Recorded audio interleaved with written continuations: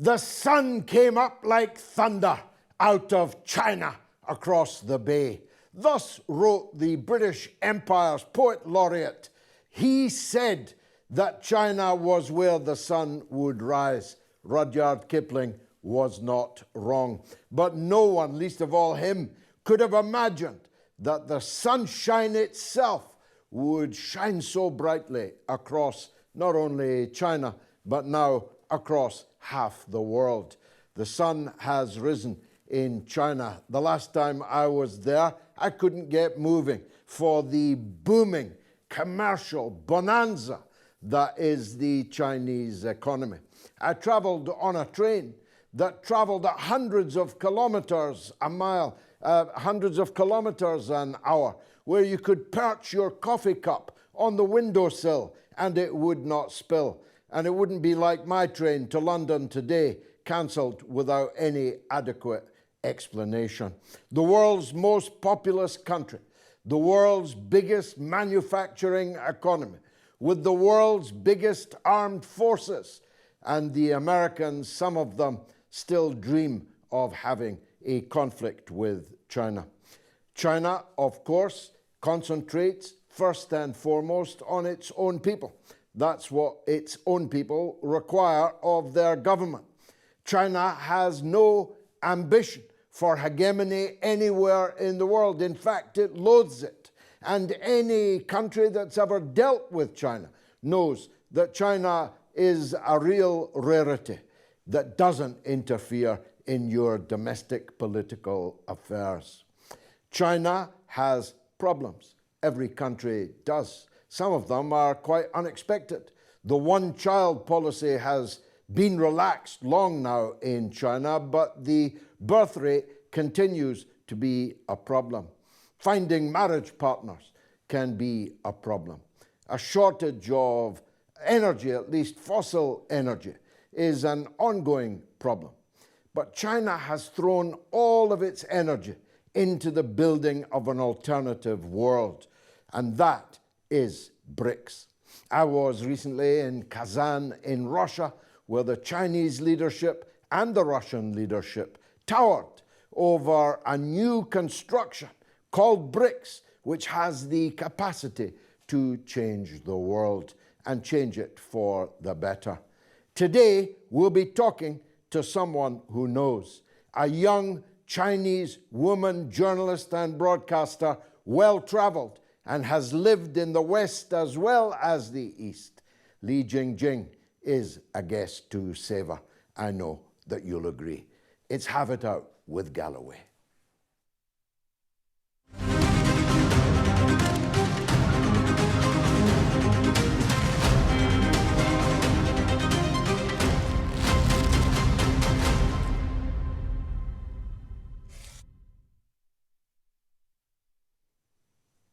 Li Jingjing is, as I said, one of China's brightest young journalists and broadcasters, well-traveled throughout the world, in America here, in China there, traveling in the Far East quite regularly. She knows about the West, and she sure knows about China. Li Jingjing, thank you for joining us here on Have It Out with Galloway. I tried to summarize in my introduction there some of the strengths of China. Let's start with them, accentuate the positive.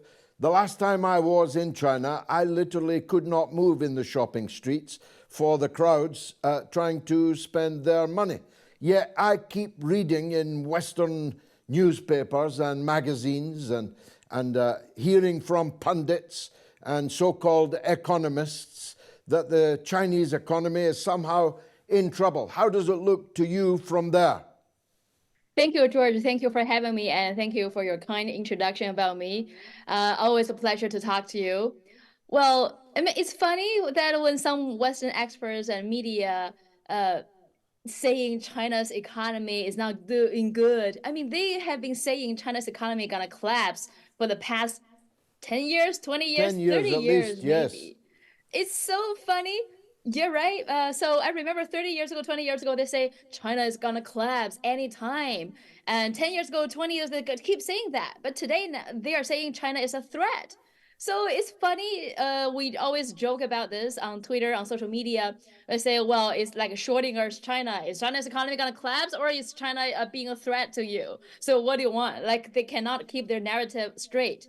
The thing is, of course, we are facing some challenges, like real estate or some areas, like many other countries nowadays in the world are facing challenges in economy. China is no difference. But first, here's some interesting facts. China has contributed to the world growth in the past 10 years more than G7 countries combined. I think that says a lot. Mm-hmm. That's the latest data. And second, China's economy has been growing rapidly, exponentially, for the past 40 years. That's incredible. And that changed many people's life, including my life, including 1.4 billion people's life living in China. But that number cannot just keep going and going. There's a limit, right? So of course now we are seeing some slowing down, but that's normal because after the past 40 years of growing exponentially, now we are transitioning to a different period. So what's the different period?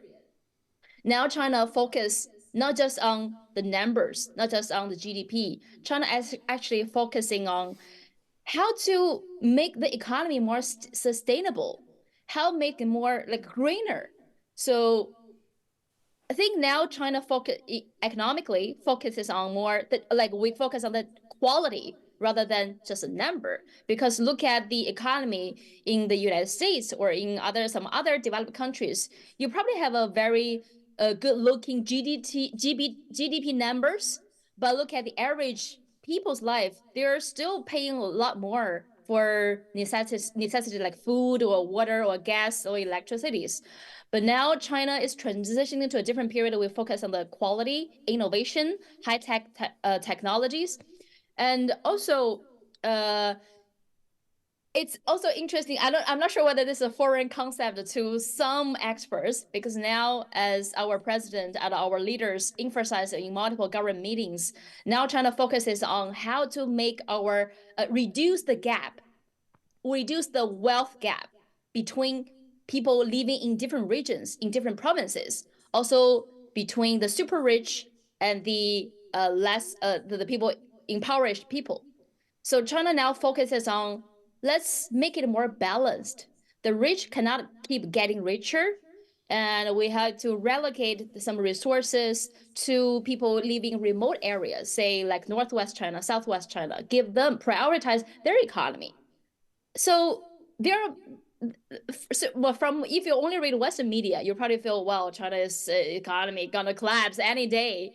But now I think we are entering a healthier period. Focus on the quality, focus on technology, innovation, focus on how to make we have good quality of life, good economy in numbers, but the numbers actually change, bring benefit to average Chinese citizens, to villagers, and also make it sustainable.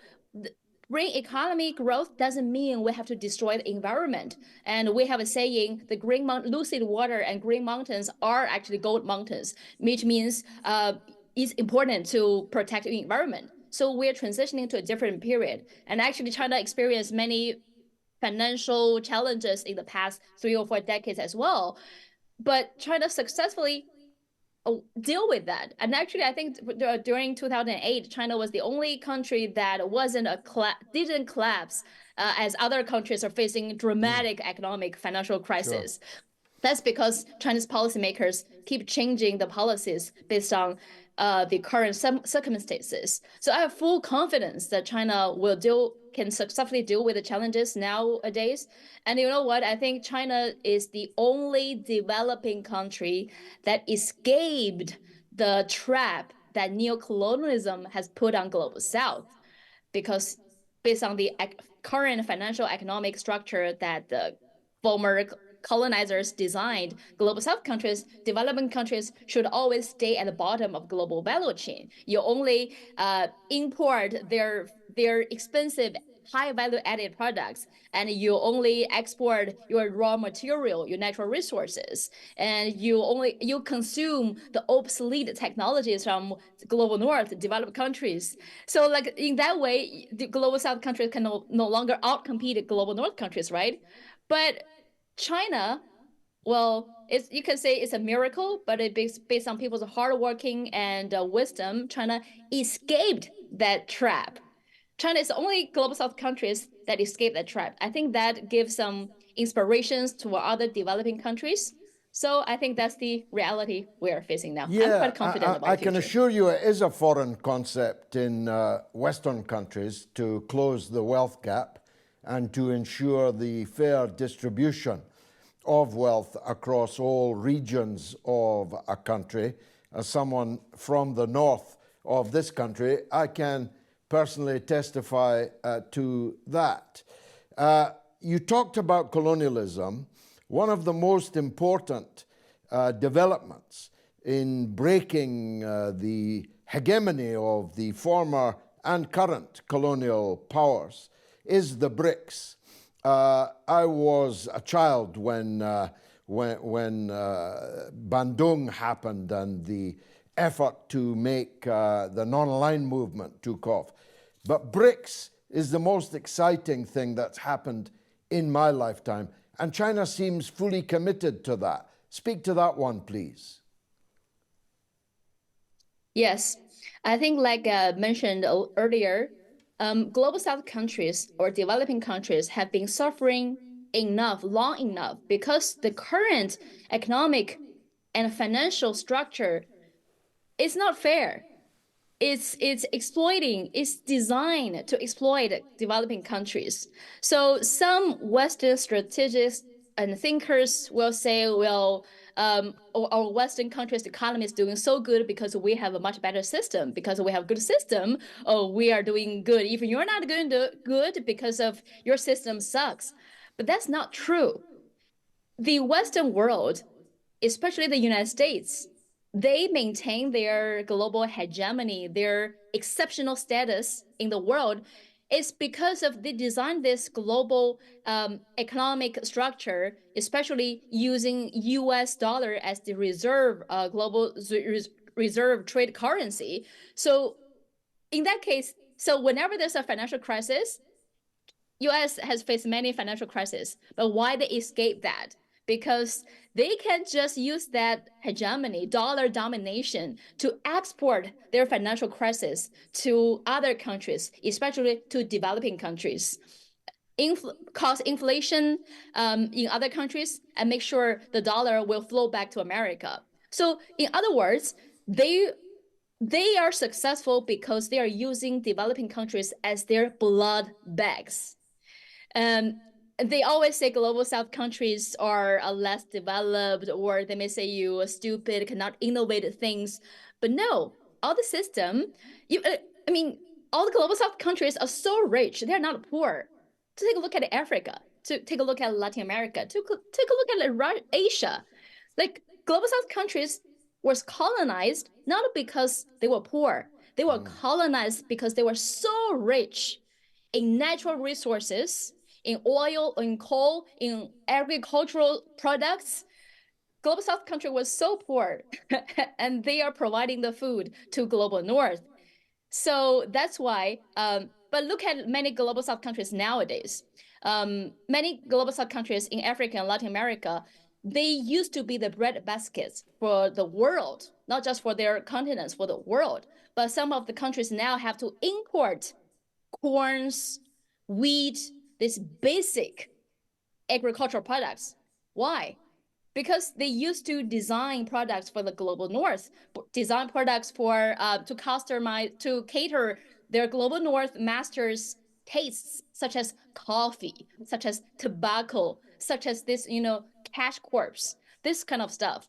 And they destroyed their own economy. But all this happened because it was designed, this new colonialism designed to make global south countries stay at the global stay at the bottom of global value chain.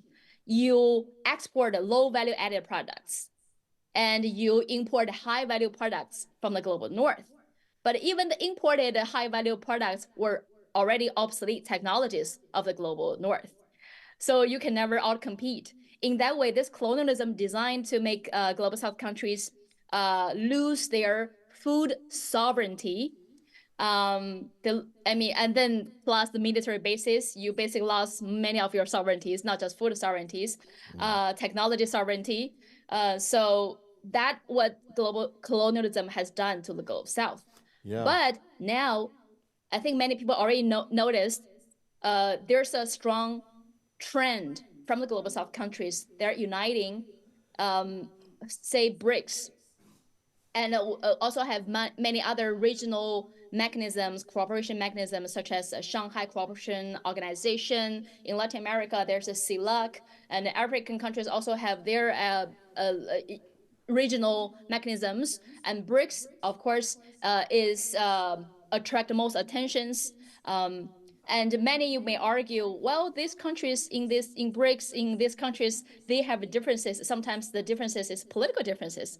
But you know what? Regardless of those differences among all these members and partnerships, there's a common pursuit among all these members. Say BRICS members, there's a common pursuit among these countries because they are pursuing a more equal, just, democratic world order that Global South, which is the global majority, has more say on the international stage. And also, Global South no longer want to be the blood bags for the global north. So I think this is very important and very important, especially for developing countries, and that eventually one day we will say goodbye to neocolonialism. Well, look, we don't often get to hear from young Chinese people, at least not as articulate and pleasing as you. So let me focus for a minute, if I may, on the situation for young people, for young women perhaps, in China. You had to introduce the one-child policy because your population might otherwise have continued to vault and was already the biggest in the world. But now the birth rate is falling. The marriage rate is falling. Families have difficulties in finding marriage partners. How does that impact on the lives of young people? Well, I think this is a very common trend for countries that are moving to a much more developed area. I think the same thing happened to the United Kingdom before, happened to the United States, happened to France and Germany before. So when people are much better off, young people tend to maybe care much more about themselves. And not unlike in the past, they probably, when they were less financially independent, they try to find a unit, try to get married at a very young age and have several kids at a very young age. But nowadays, things are different because we got much richer than before. For example, many women in the old days, women probably got married very early because maybe 30 years ago, 40 years ago, it wasn't that easy for women to find well-paid jobs in the society. But nowadays, women, especially in China, are in every field, in every businesses. Sometimes they are the boss, they're the leaders, they are very financially independent. So, and they have, many of them have much higher educations. So marriage is not the thing, it's a necessity to be independent in the society. So I think that's natural. But it doesn't mean they are against marriage or something. I think that's a natural trend in the society. And the one-child policy has been abolished several years ago. Now, people in China can have 3 kids. Each family can have 3 kids. And many of my friends already got married a long time ago. They have 2 kids and 3 kids. So I think it's important to notice now we are in the period that people, whether you're women or men, you have much freedom to choose the way you want to live. Like me.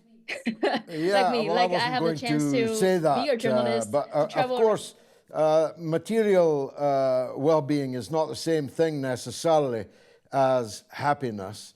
And I'm wondering, how happy would you say young Chinese people are? Let's have an index 1 to 10. On a scale of 1 to 10, how happy are Chinese young people today?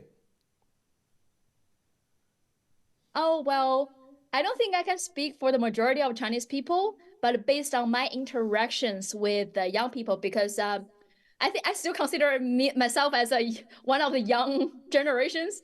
And I also interact with a lot of young students, like college students. I always go to top universities in Beijing and Shanghai and talk to the students at journalism schools, at international relations schools.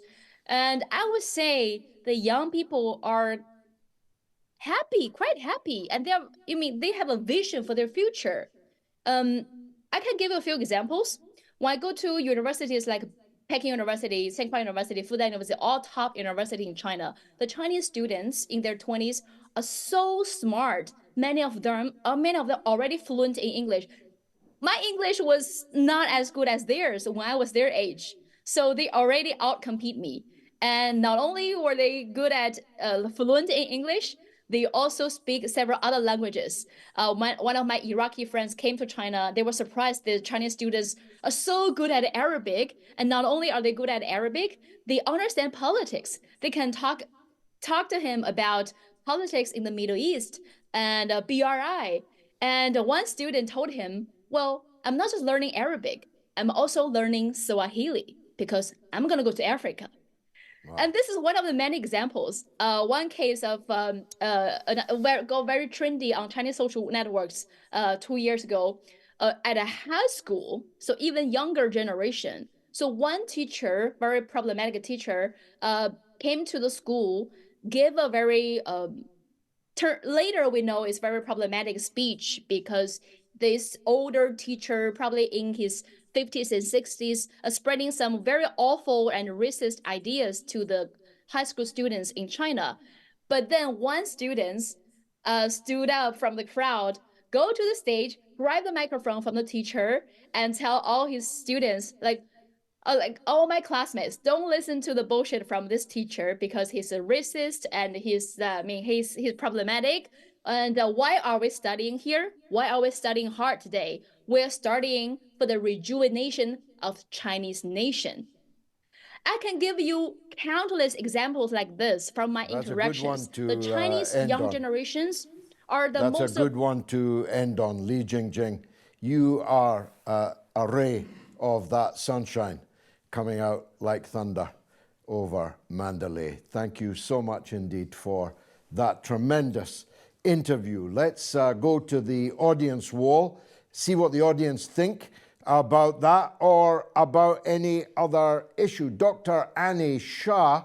So the question really is, first of all, I need to really delve into the dynamics of the question. We are really navigating towards, certain complexities in this modern world at the minute, as we foresee. And China has emerged as a dominant force on the global stage, not only due to its vast economic expansion, but also through its strategic initiatives that extend its influence worldwide, as we see. So with the rise of the Chinese economy, we have seen a significant shift in international trade dynamics, diplomacy, even technological advancement. However, this ascent is not without its challenges. Even Li Jingjing was, talking about that, including the trade tensions, political scrutiny, as well as internal economic pressures. So in the light of all these factors, George, my question really is, how do we view China's economic growth as a pivotal element in shaping its global influence? And what sort of challenges do we believe it faces that could impact its standing in the international community, considering the conflicts that we are seeing in the world? Thank you, Doctor. A very erudite question indeed. China's economic growth, its rise on the economic front, has not yet been entirely matched by its soft power. Its soft power is lagging some way behind. And that's partly because of prejudice and barriers, but it's also partly because of a certain maladroitness on their part in the past. If every Chinese spokesperson spoke and, dare I say, looked and came across like Li Jingjing, China's reputation in the world would be even higher than it is today. But that's not always the case.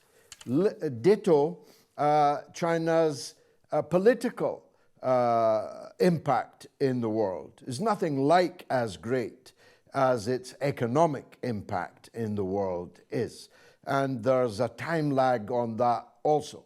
China's leaders are very cautious about getting involved in world problems beyond verbal. There's been no shortage, for example, of Chinese government statements about the genocide in Gaza, but there haven't really been any actions by the Chinese state in relation to them, when I have argued publicly there could have been. China, more than any other country in the whole world, could have said at the height of the genocide in Gaza, we are going to sail a Chinese hospital ship into the bay in Gaza to treat the wounded and the sick, and Prime Minister Netanyahu will have to make up his mind whether he's going to fire on it or not. That kind of edging forward of China's hard power will, I think, come, but has not yet come. But the point is, as Pakistan knows, for example, whoever is in power in Pakistan has a friend in China, even if they overthrew the previous friend in a military coup.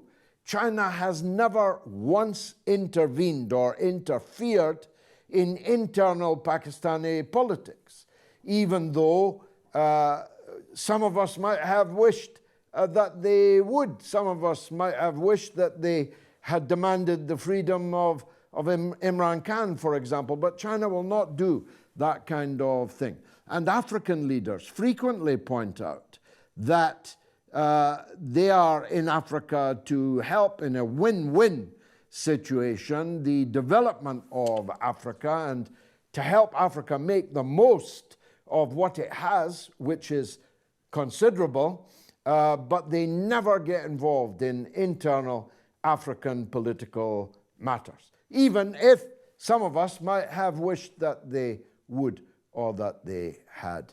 Hope that helps, Doctor. It's not a complete answer, I know. Darren Stanton is back. Danton, what would you like to say, Darren? Well, again, this is more kind of to the UK. As you know, one of my major things that I do is I'm asked really on a global basis to assess the body language and kind of credibility of politicians. So it's been one of my beliefs quite for a long time. Again, I've assessed sort of Trump and various world leaders, but especially in the UK with our over, sort of Keir Starmer, is there seems to be just a massive lack, in my opinion, of passion, of credibility. I mean, dare I sort of reference some of your performances in Parliament that are very robust and you can see you're speaking from the heart. And I think we just seem to be lacking anyone in sort of politics at the moment, in my opinion, that really gives people inspiration and passion. So it's just been quite interesting of late, certainly the last 6 months, as to there's no one that really shines out. And I'm sure that's reflected. I feel he's looking bloodless and tired and stressed already, Darren. He's only been in 6 months. I mean, the gesture that he makes, and in non-verbal communication, there's like two furrow lines here, and he also seems to be in a constant state of sadness and fear. And fear, but what we call a micro-expression, is this kind of sort of a rabbit in a headlight, and he seems to be in this constant state of being surprised. We don't seem to see him being I mean, he's always on the ropes, if people know that expression, at PMQs. Yeah. I've not seen one since he's been in power where he's actually took control and really sort of inspired anyone. It's been fascinating. And it's not as if he's up against any great heavyweight. What's your reading on Kemi Badenoch? I think, to be fair, she's probably the best of a bad lot. I mean, again, it doesn't really inspire any sort of kind of dynamism in a delivery. And I do agree. I think the whole process seems so tired and laboured. And I think the British public were looking for change and rejuvenation. I think they've got the absolute opposite. You know, right through the cabinet, really, there's nobody that really stands out, in my opinion, who is congruent with what they say and what they say non-verbally. You know, so generally we have somebody that's passionate will speak in conjunction with their hand. So, for example, you know, finger jabbing, pointing.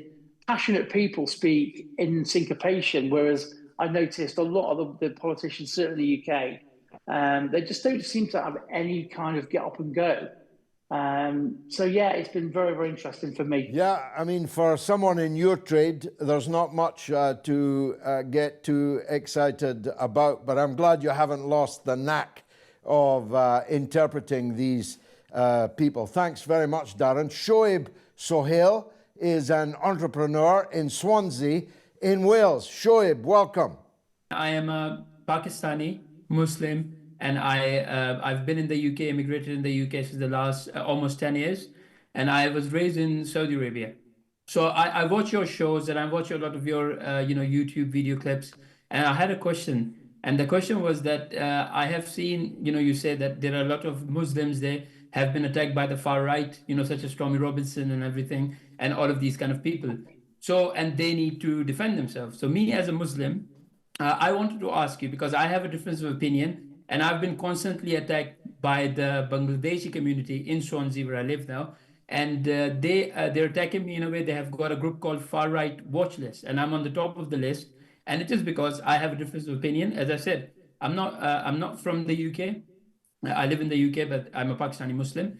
And these are the Muslims who are attacking me because they know I don't have any friends or family here. And, they've put up my address, my car registration, where I used to work. So they've done all of these things. So when you say that the Muslims need protection from far right, what about people like me? How do I get protected? And in all honesty, I've got people from Voice of Wales, and what they have done, they have actually protected me against these Muslims. I can't leave my house. I can't go to work because where I used to work, like I said, difference of opinion. And I have actually met Tommy Robinson myself personally firsthand. I didn't see that guy as a racist, and this is me being honest. Like I said, I'm an immigrant. You can tell from my accent. Well, I feel sorry for you, Sohail. I've got bad news for you. No matter how many bow ties you wear, and no matter how many Superman suits you hang up behind you, these people will never accept you. You're a mascot to them, so that they can claim that they don't hate Muslims. We don't hate Muslims. Look, we've got this toy boy here in a bow tie and a Superman suit, and he doesn't think that we are racists. You're an embarrassment, son. You'd be better to shuffle off the stage. Asad Sirahi is in Edmonton. Let's hear from him. Asad, what would you like to say?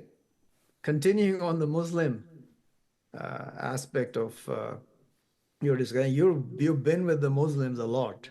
I've been following you for 15 years, listening to you. I sent you a translation back in 2009 that I did of the Quran. And I've been studying this book for 22 years. I was born into a Muslim family, a Sunni Muslim family. And after reading for 22 years, actually the first 6 years, I found out that nothing in that book is what I was taught. So I started arguing, and nobody would listen. Not my parents, not my brothers, not my friends, nobody. But I know this book inside out, I would say, yeah? I mean, I can challenge anyone on earth to question me on what this book is. And what the most fundamental aspect of this book is that they don't understand who is talking to us in this book. If you ask the Muslims, they will tell you God is talking to Muhammad or the rest of us. It's not. The most fundamental aspect of this book is it is Gabriel who is delivering this message to mankind. It is not just to Muhammad. It is to mankind and the other entities which we call demons, the demon kind. It's to both of us. And it doesn't talk about Muhammad as such. If you look at the Quran, it speaks of Moses more than any other messenger.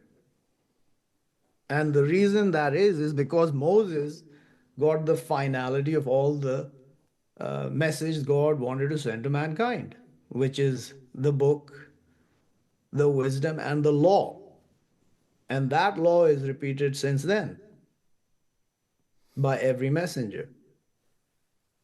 And if you look at what the Quran says, it says nothing of what the Muslims are saying. Almost nothing.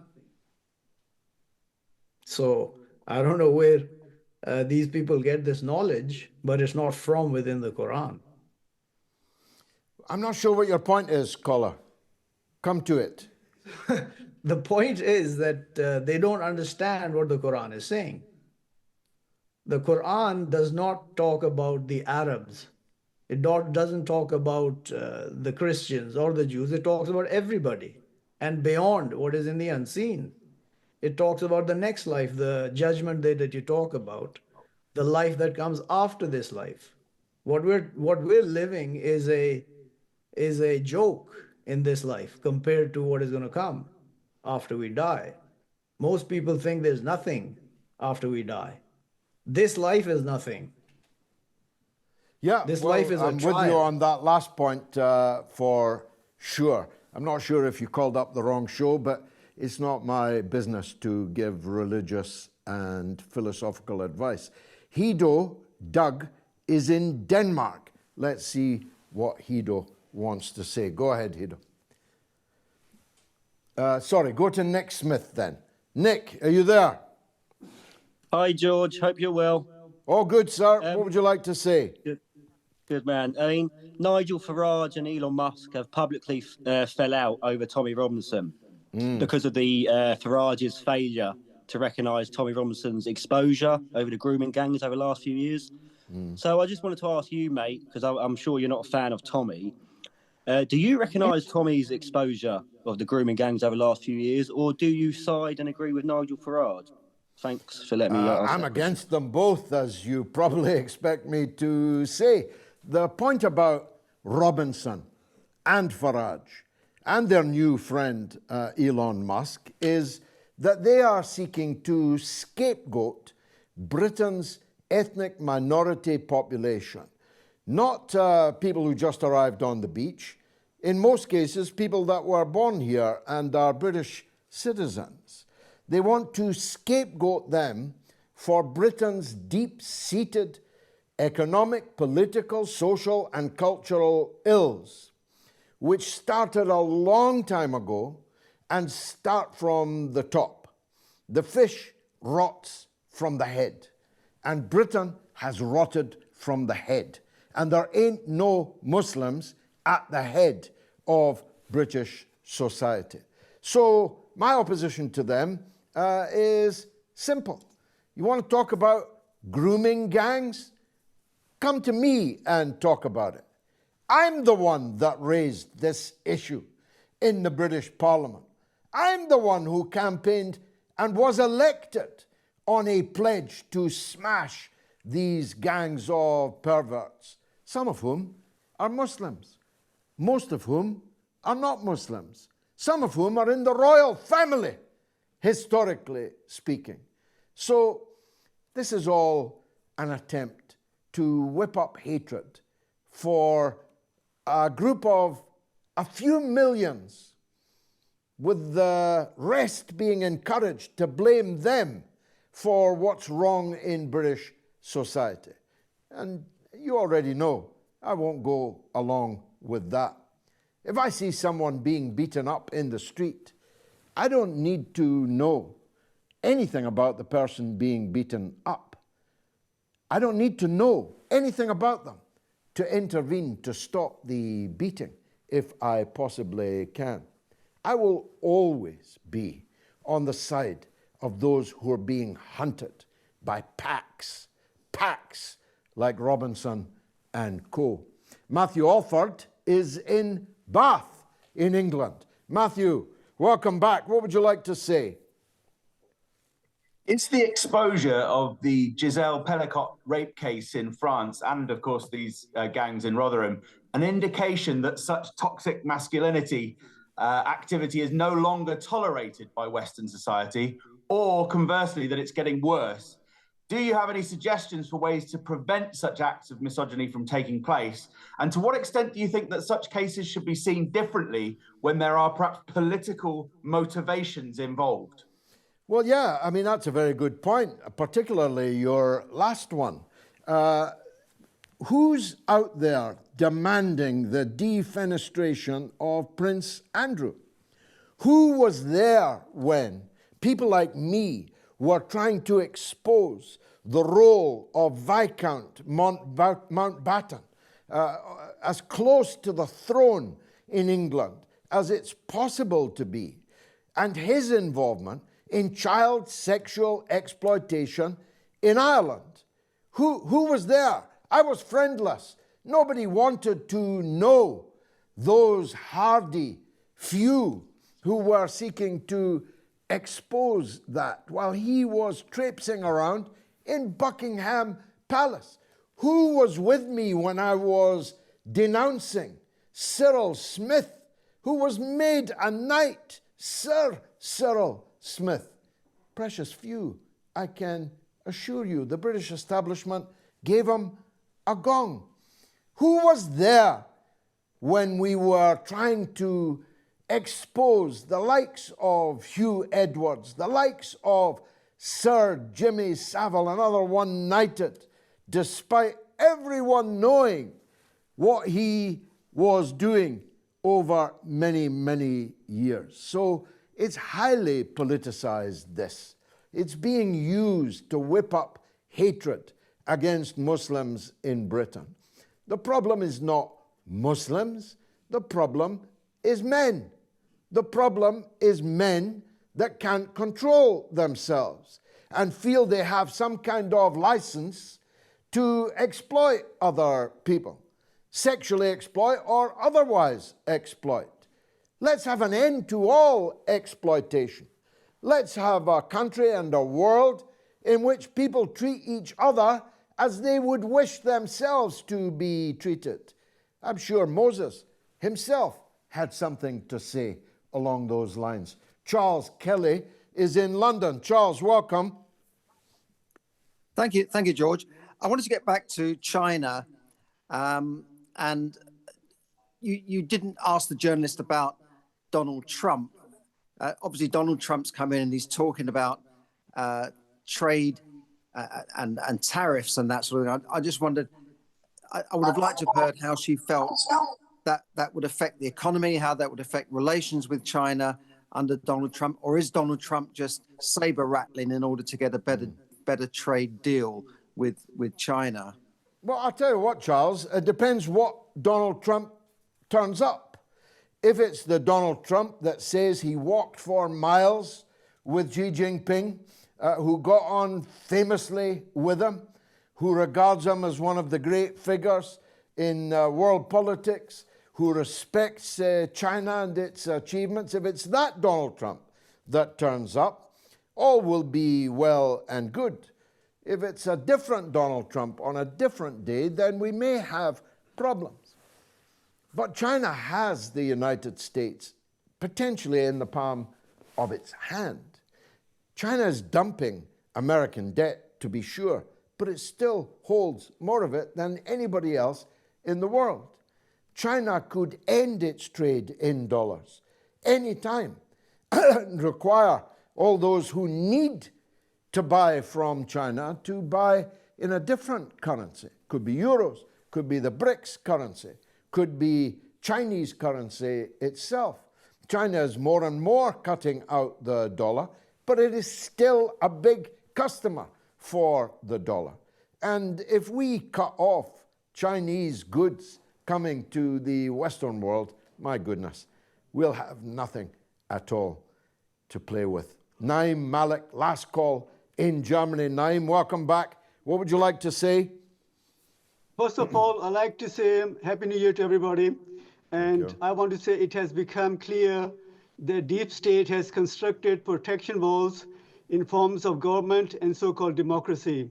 Election system is, in end, a choice between cholera and plague. One cannot fight a system following its rules imposed upon us.